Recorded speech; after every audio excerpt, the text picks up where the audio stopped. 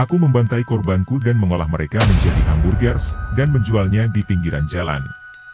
Namaku adalah Joseph Roy Metheny dan inilah ceritaku.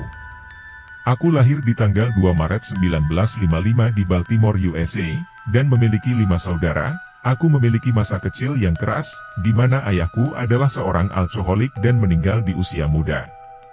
Sehingga ibuku harus bekerja keras untuk merawat kami.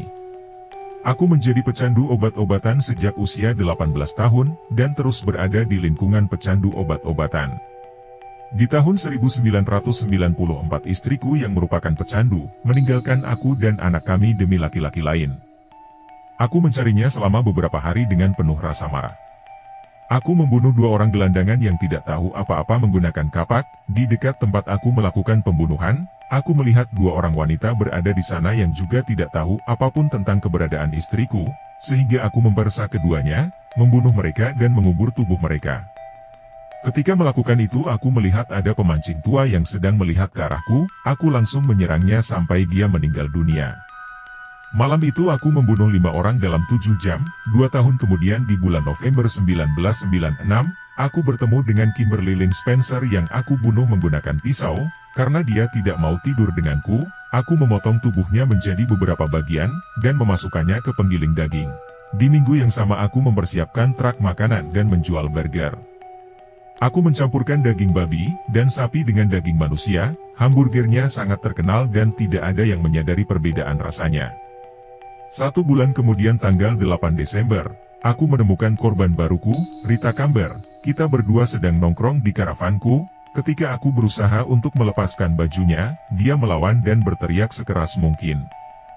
Dia kabur melalui jendela, dan bertemu dengan polisi. Aku berusaha melarikan diri, tapi sayangnya terlambat. Aku tertangkap polisi di tahun 2016 dan mengakui kejahatanku. Totalnya aku membunuh 13 orang. Meskipun dengan bukti yang kurang, aku hanya terbukti membunuh 2 orang. Setahun kemudian di 4 Agustus 2017, aku ditemukan meninggal di sel penjara di usia ke-62. Yang ingin kusampaikan kepada kamu semua, hidupku menjadi rusak dan tidak bahagia seperti ini adalah luka batin dari kesulitan masa kecil yang tidak kusembuhkan.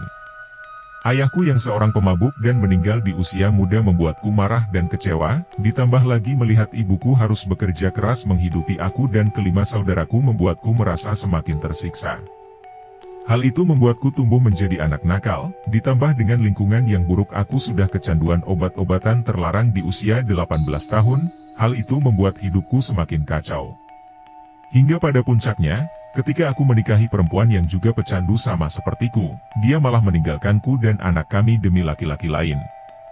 Aku semakin marah dan merasa harus membalaskan kejahatan yang dia lakukan kepadaku bahkan kepada orang yang tidak bersalah sama sekali, hingga akhirnya kejahatanku diketahui polisi, membuatku dipenjara dan meninggal di dalam sel di usia ke-62. Sungguh aku menyesali semuanya. Jadi agar kamu tidak menyesal sepertiku, jika kamu punya trauma masa lalu entah dari siapapun, kamu harus berusaha untuk mengobatinya, sehingga kamu bisa hidup bahagia. Tidak ada yang meminta penderitaan dalam kehidupannya, itu bukan kendali kita. Jadi jika itu terjadi pada hidupmu berusahalah untuk menghadapinya dan percaya bahwa kamu bukan satu-satunya yang menderita serta setiap masalah pasti ada solusinya yang akan membuatmu tumbuh menjadi kuat bukan menjadi penjahat.